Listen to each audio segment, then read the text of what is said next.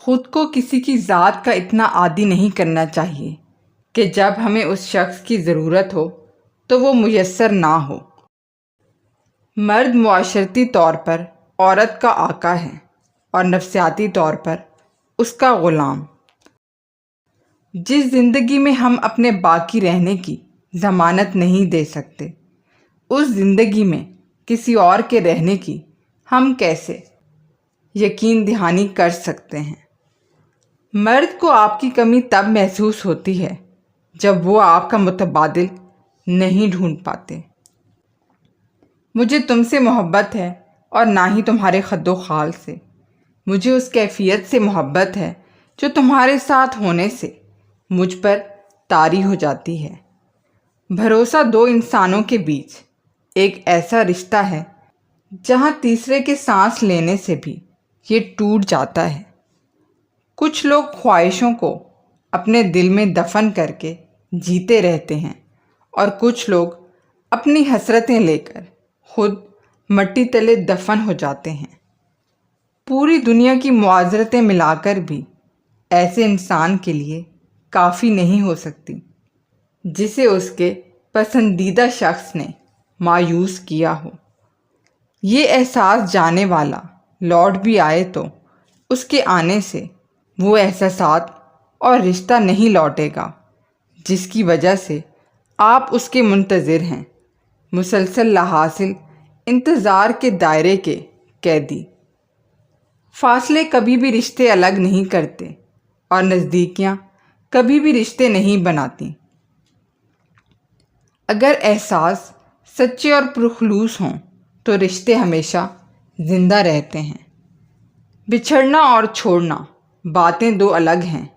بچھڑ جانا تو مانا حالات کی سازش ہے، چھوڑ جانا تو میرے یار سوچی سمجھی سازش ہے۔ محبتیں پانے والا انسان اتنا خوش نصیب نہیں ہوتا جتنا محبتوں کو سنبھال کر رکھنے والا انسان خوش نصیب ہوتا ہے۔ جھگڑا صرف اتنا ہوتا ہے، محبت میں تیسرا شخص برداشت نہیں ہوتا، حاصل ہو یا لا حاصل، مگر رہے صرف ہمارا، کیونکہ جس سے محبت ہو جاتی ہے اسے تقسیم نہیں کیا جاتا۔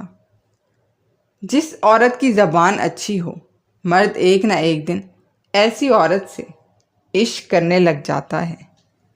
مرد اپنے الفاظ سے اور عورت اپنے رویے سے فریق مخالف کو مارنے کا ہنر جانتے ہیں۔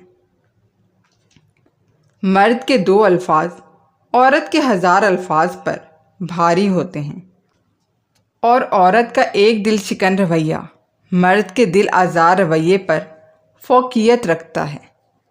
اس مرد سے حسین کوئی نہیں ہو سکتا جسے آتا ہو ایک ہی عورت پر آنکھیں پابند رکھنا۔ جب آپ کو لگے کہ آپ کے الفاظ اپنی تاثیر کھو چکے ہیں تو خاموش ہو جانا چاہیے، شاید کہ آپ کی خاموشی اثر کر جائے۔ اور پھر مرد کی غیرت کا اندازہ اس کے ساتھ چلتی ہوئی عورت کے لباس سے بھی پتہ لگ رہا ہوتا ہے۔ محبت صرف 2 پیروں پر سیدھی کھڑی ہوتی ہے، جس میں ایک پیر توجہ کا اور دوسرا پیر عزت کا ہے۔ دونوں میں سے ایک بھی کھو جائے تو محبت معذور ہو جاتی ہے۔ جس عورت کی سہیلیاں زیادہ ہوں تو سمجھ جاؤ ایسی عورت مردوں کو دھوکہ دینے میں ماہر ہے۔ جو عورت شام کے وقت گھر کی صفائی کر رہی ہو تو سمجھ جاؤ بدقسمتی اس عورت کا مقدر ہے اور خاصا ہے۔ جو عورت سر کے بالوں پر تیل زیادہ لگائے تو سمجھ جاؤ ایسی عورت کو مشکل سے مرد پسند آتا ہے۔ جو عورت نظریں جھکا کر چلتی ہے، ایسی عورت اپنے شوہر کی وفادار اور نیک ہوتی ہے۔